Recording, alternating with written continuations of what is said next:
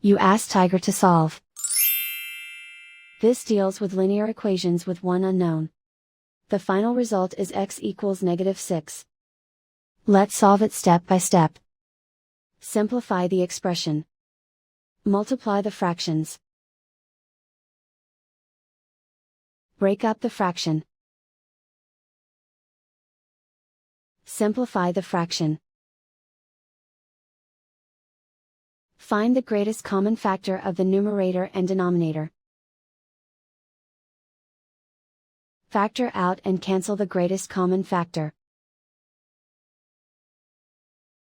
Group all constants on the right side of the equation. Subtract 4 from both sides. Simplify the arithmetic.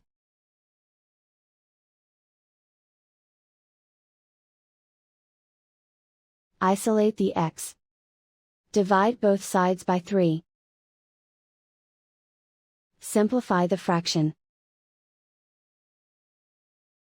Find the greatest common factor of the numerator and denominator. Factor out and cancel the greatest common factor. And so the final result is x equals -6.